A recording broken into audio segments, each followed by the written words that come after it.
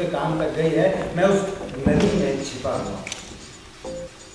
तुम आकर तिनके से मुझे बाहर निकालने, कोई नहीं आएगा अब इन कीड़ों को निकालने कि इनको तो शहर में धुआं देकर मारा जाता है नाली में।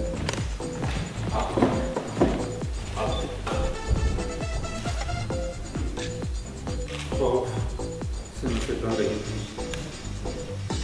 और बैठे बैठे काम करते थे, जैसे मिर्गी पड़ती थी।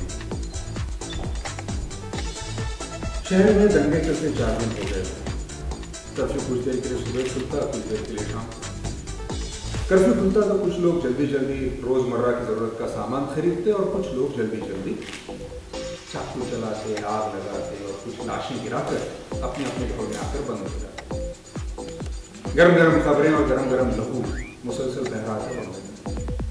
लेकिन रेडियो और टीवी बाकायदा अनाउंस कर रहे थे कि शहर की हालत काबू में है और हालात नॉर्मल होते जा रहे हैं। और हालात नॉर्मल साबित करने के लिए कल से लोकल ट्रेनें भी देर तक चलाई जा रही है। बेशतर डिब्बे खाली, लेकिन रोशनियां पटरियों पर दौड़ती हुई नजर आई तो 4 दिन के मुंडे बदलने लगे। जरा सी पटरियों की दोनों तरफ की बस्तियों में जो एक सन्नाटा बैठा गया था, वो कुछ देर के लिए खड़ा है तो फिर से हरकत की उम्मीद कर। यासीन आवत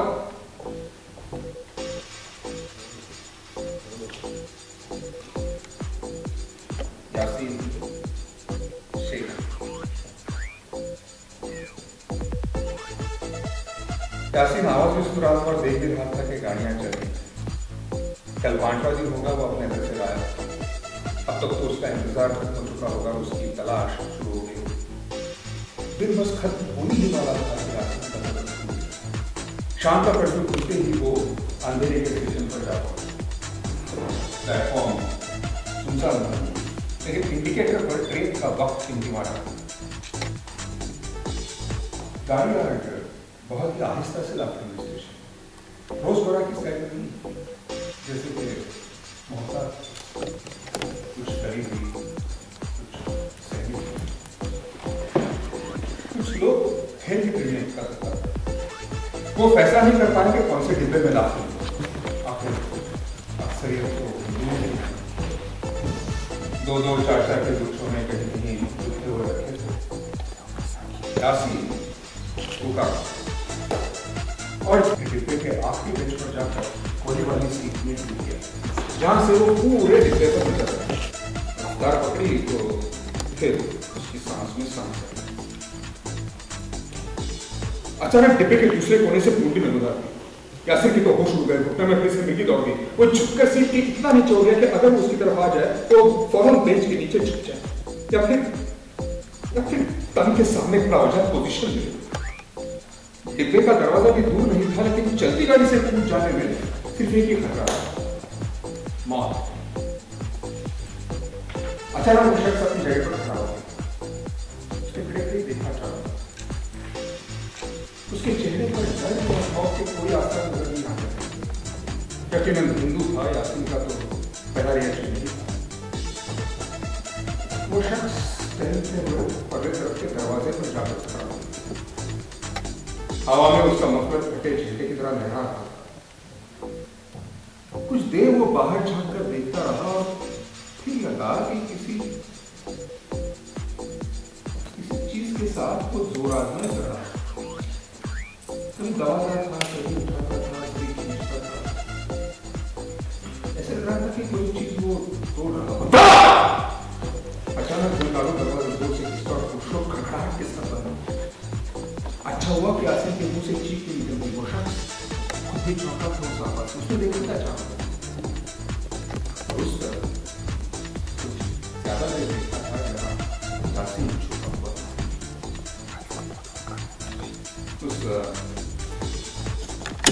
कब्रिस्तान है ये। कब्रिस्तान से गुजरो तो आहिस्ता बोलो। कब्रिस्तान में इतना ऊंचा बोलने का दस्तूर नहीं है।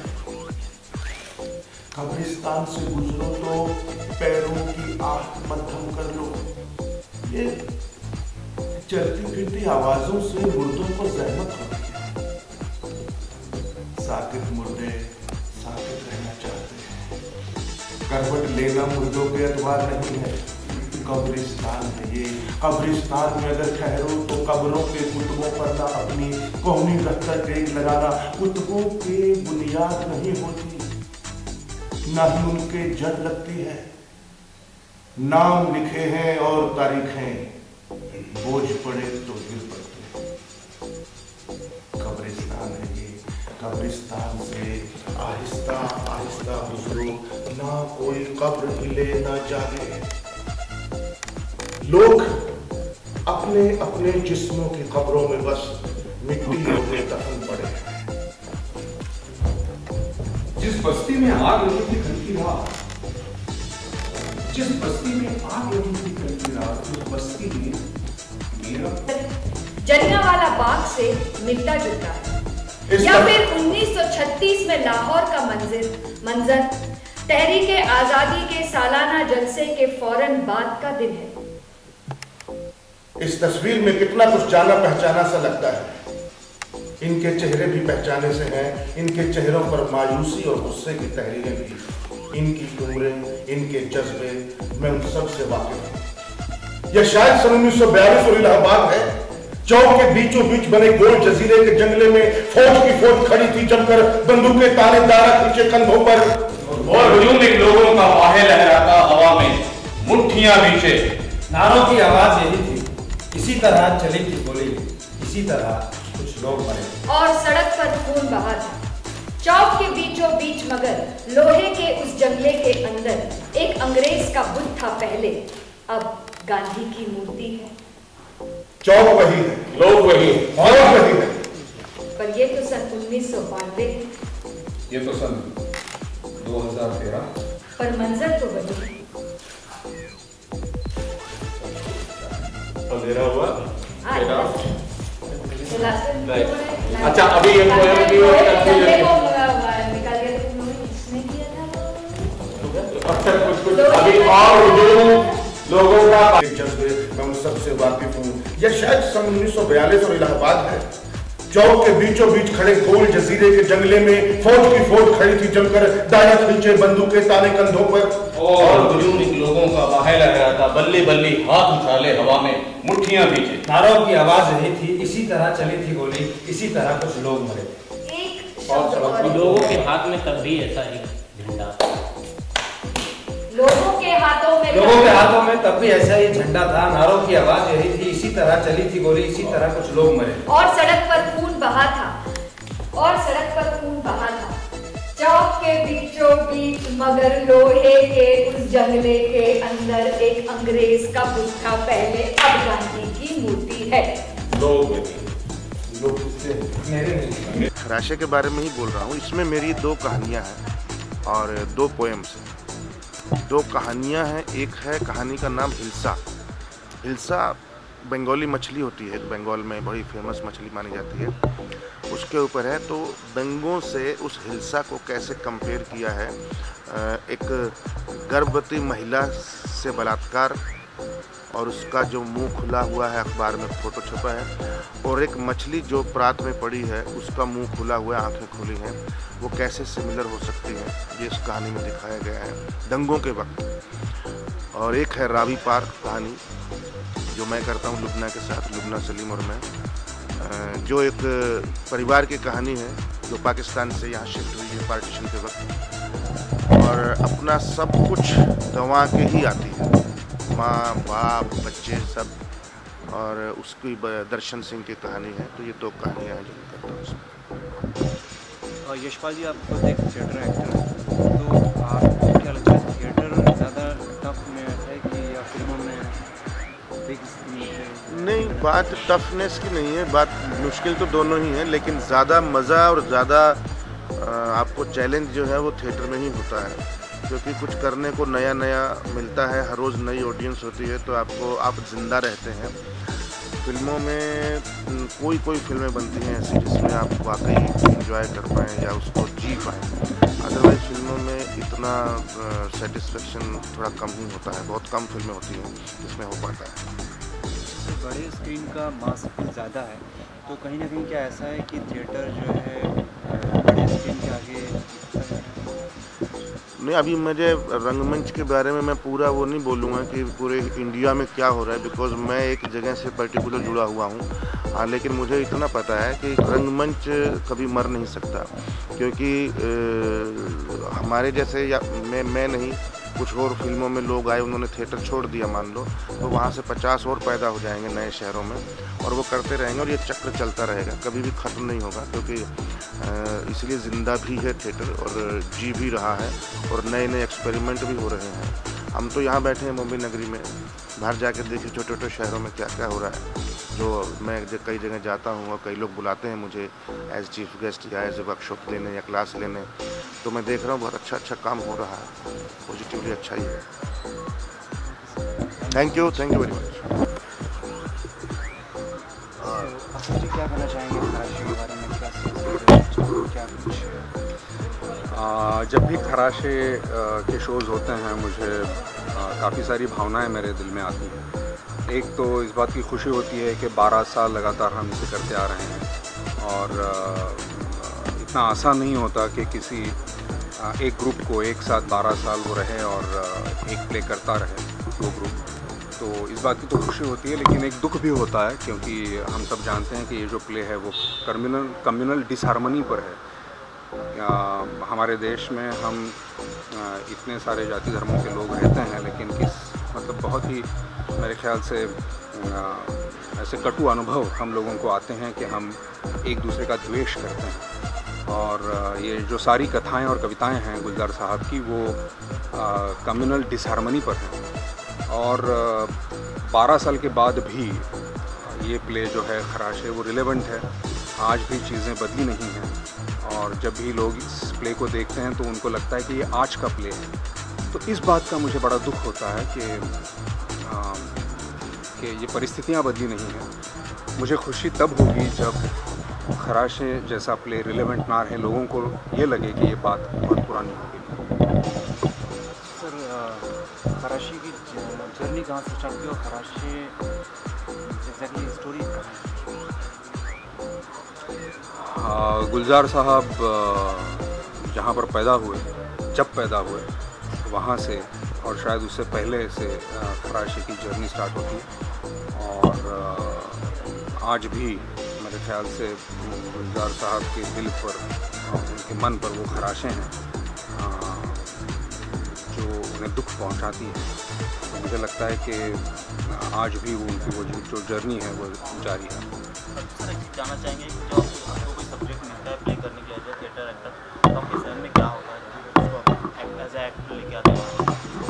कहानी, मुझे लगता है कि सबसे बेसिक तो वो चीज़ होती है कि जो, क्योंकि हम एक नॉर्मल ऑडियंस कहानी देखने के लिए थिएटर में आता है या थिएटर में जाता है, फिल्म थिएटर में भी, तो कहानी मेरे लिए सबसे इम्पोर्टेंट होती है। उसके अलावा 12 साल जैसे आपने बताया कि ग्रुप बना के काम किया यहाँ पे, तो कौन सा एक प्ले था जो आपके सबसे खास था? यही खराशे।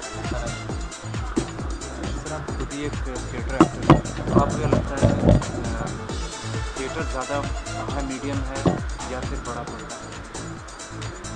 ये सवाल जिस दिन पूछना बंद करेंगे लोग, तब मुझे लगता है मुझे मुक्ति मिल जाएगी, क्योंकि पता नहीं ये सवाल क्यों बार बार पूछा जाता है। लेकिन एक एक्टर जो होता है उसे एक्टिंग करने का शौक़ होता है, उसके लिए माध्यम कभी मायने इतना ज़्यादा नहीं रखता, कम से कम मुझे तो नहीं लगता। मुझे जिस किसी भी माध्यम में लोगों के सामने आने का मौका मिलता है, जो बात मुझे कहनी है वो कहने का मौका मिलता है, मुझे वो माध्यम अच्छा लगता है। कहीं ना कहीं ये मानते हैं कि असली एक्टर जो होता है, जो कला होती है, वो थिएटर से ही निकलता है। ये सवाल भी जब पूछना बंद कर देंगे तो मुक्ति मिल जाएगी मुझे। असली क्या होता है, नकली क्या होता है? कोई नकली एक्टिंग नहीं होती दुनिया में। जो भी आता है यहाँ पे बहुत कुछ छोड़ छाड़ के आ जाता है, बहुत कुछ रिस्क ले के आ जाता है। तो जो भी कुछ करने की कोशिश करता है वो असली ही करने की कोशिश करता है, नकली करने की कोई कोशिश नहीं करता।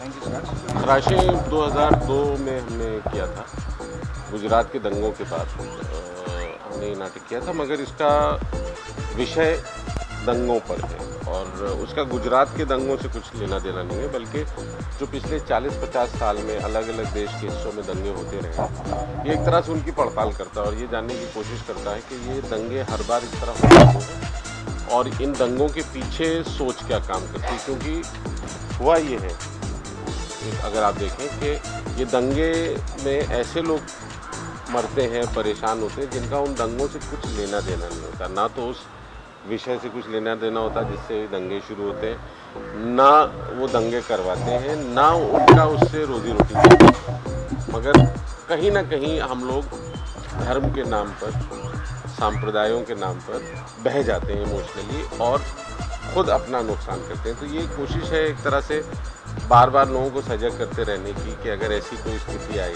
जहां आप दंगों में हो तो आपकी सोच क्या होगी।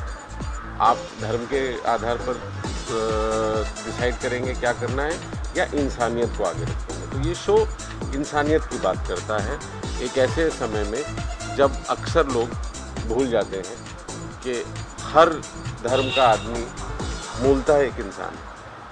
वैसे ऐसे कम्युनिकेशन जब हमने शुरू किया था तो इसी नाटक से शुरू किया था और इसी सोच के साथ शुरू किया था कि हमें अपनी बात कहनी है, वो बात जो एक आम आदमी तक पहुंच सके। और हम बतौर एक्टर्स और जितने भी दोस्त हमारे साथ इसमें जुड़े हैं, अतुल हैं, यशपाल हैं, सारे हैं, वो हम अपनी बात कह सकें, इसलिए हमने नाटक ये ज़रिया चुना ये सारी बातें कहने का। हमें बहुत अच्छा लग रहा है कि हम पिछले 12 सालों से एक साथ वही टीम, वही एक्टर्स अभी तक वो कर रहे हैं। इनफैक्ट 12 साल हो गए और हम सब लोग यही सोचते रहते हैं कि ये कुछ तो नया लेकर आएंगे। As an actor you are saying the same stories, वही नज़में हैं, वही बातें हैं, वही डायलॉग्स हैं। तो हमारे लिए अब चैलेंज हो गया है कि हम उसमें और नयापन क्या ला सकते हैं।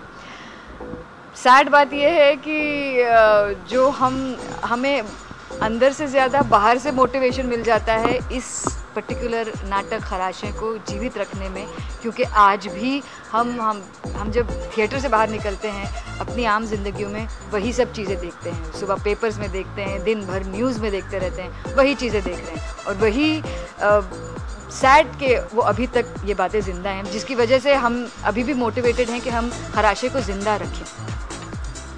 लेकिन हमारे खराशे के अलावा 3 और ड्रामे भी हैं, 3 और नाटक हैं जिनमें मंटो है, सादत हसन मंटो की कहानियाँ। और सादत हसन मंटो ने जो अपने बारे में खुद लिखा था, तो सादत हसन मंटो को सूत्रधार की तरह रखा है और उनकी कहानियों के हिस्से हमने इसमें जोड़ के एक नाटक तैयार किया है मंटो मंत्रा के नाम से। और उसके अलावा एक और ड्रामा है पांसा, जो महाभारत के बैकग्राउंड पर है। पवन वर्मा जी एक बड़े मशहूर अंग्रेज़ी के साहित्यकार हैं, देश के डिप्लोमेट भी हैं, रह चुके हैं। और पवन वर्मा जी ने युधिष्ठिर और द्रौपदी नाम से एक लंबी अंग्रेज़ी की कविता लिखी थी, जिसको गुलजार साहब ने ड्रामेटाइज किया है, अनुवाद किया है और हमारे लिए 1 घंटे का एक ड्रामा लिख कर दिया है जिसका नाम पांसा है, जो हम करने वाले हैं। उसका विषय महाभारत से जुड़ा हुआ है। फिर एक और चौथा हमारा ड्रामा है हमसफ़र, जो एक ऐसे युगल की कहानी है, कपल की कहानी है, जो शादी के 15 साल बाद अलग होने का विचार रखते हैं और फिर आने वाले 10-12 साल में उनके जीवन में क्या होता है ये कहानी उसके बारे में। तो ये कुल मिला के हमारे 4 नाटक इस बार पृथ्वी पर है, जिसमें जाहिर है खराशे हमेशा, क्योंकि हमारा पहला नाटक था जिसमें हम सब एक साथ एक मंच पर आए थे, वो ख़ास जगह रखता है। और हम खराशे को फिर जनता के सामने इस बार लेकर आ रहे हैं, क्योंकि बहुत लोग चाहते हैं कि वो ऐसे नाटक को देखें और इतने अच्छे कलाकार हैं, बुलबुल करनी, यशपाल शर्मा, निसार, हामिद, लुबना, ये सारे लोग उसमें ऐसे जुड़े हुए हैं कि वो वाकई दर्शकों के लिए नायाब एक्सपीरियंस होता है।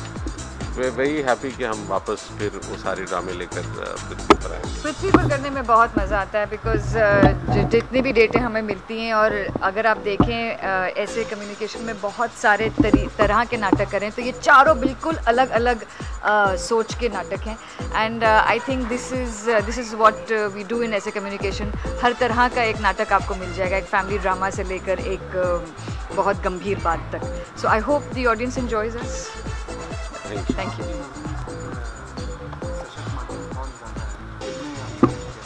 देखिए, फिल्म का ओवरऑल इम्पैक्ट, रीच जो है उसको आप क्वेश्चन नहीं कर सकते। आई थिंक ये दोनों का कंपैरिजन गलत है। ये कहना कि कौन ज़्यादा सक्सेसफुल है, कौन उसके जो व्यावसायिक जो कमर्शियल आपको एडवांटेज फिल्म में मिलती है, थिएटर में बिल्कुल नहीं मिलती, क्योंकि थिएटर में हर बार आपको नए सिरे से वही चीज़ करनी होती है। फिल्म में एक बार आपने किसी भी कीमत पर फिल्म बना दी, फिर वो 10, 20, 15 साल तक जब तक कोई उसका रीमेक ना करे चलती है। जबकि ड्रामों में ऐसा है कि जब moment you created it dies, तो हमें हर बार नए सिरे से उस पूरे नाटक को लिमिटेड ऑडियंस के लिए हर बार करना पड़ता, पर वही उसकी सबसे बड़ी शक्ति है। तो दोनों को अगर कंपेयर करने जाएं तो आई थिंक एक तो ये मान लेना चाहिए कि फिल्म के अपने व्यावसायिक प्रेशर, व्यावसायिक कारण अलग हैं। फिल्म के में आपके पास जो साउंड और विजुअल का एडवांटेज है वो थिएटर में उस तरह से नहीं है, लेकिन जो इंसान का एडवांटेज थिएटर में है वो सिनेमा में नहीं है। तो जो सशक्त जीवंत माध्यम है, जो इमीडिएट दर्शक तक पहुंचता है और एक शेयर्ड लाइव एक्सपीरियंस है, उस शेयर्ड लाइव एक्सपीरियंस पे आप कोई कॉस्ट नहीं रख सकते। हमारे यहाँ दुर्भाग्य ये है कि हम जो सबसे महंगी चीज़ है, यानी इंसानी एंडेवर, इंसानी क्रिएटिविटी, एक अभिनेता का 2 घंटे मंच पर काम करना, हम उसको ज़ीरो वैल्यू मानते हैं। वो बहुत गलत है। इसलिए ये प्रश्न उठता है बार बार, वरना थिएटर अलग है, टेलीविज़न अलग है, न्यूज़पेपर अलग है और न्यूज़ टेलीविज़न की अलग है। अब आप इसमें क्या बोलेंगे? इसको उसके अपने अपने कारण हैं, अपनी अपनी वजह हैं, और जिस तरह और चीज़ों का रूप बदला, ये बदला, मगर थिएटर का समहाव रूप इसलिए नहीं बदला कि थिएटर उन सारी शर्तों को एक हद के बाद नगण्य या न्यूट्रलाइज कर देता है, जिसके सहारे हमारे यहाँ सोशो इकोनॉमिक इन्वायरमेंट बदलता है। यानी हमारे में फिल्में कितनी भी महंगी हो जाए, थिएटर के लिए सिर्फ एक ऑडियंस चाहिए और एक अभिनेता चाहिए। फिल्म के लिए तो आपको टेलीविज़न, इक्विपमेंट, ये वो दुनिया भर के, तो इसलिए इट्स अबाउट, आई थिंक दोनों का कंपैरिजन ही गलत है। कहना कि कौन ज़्यादा है, उसके अपने गुण हैं, इसके अपने गुण हैं। Thank you.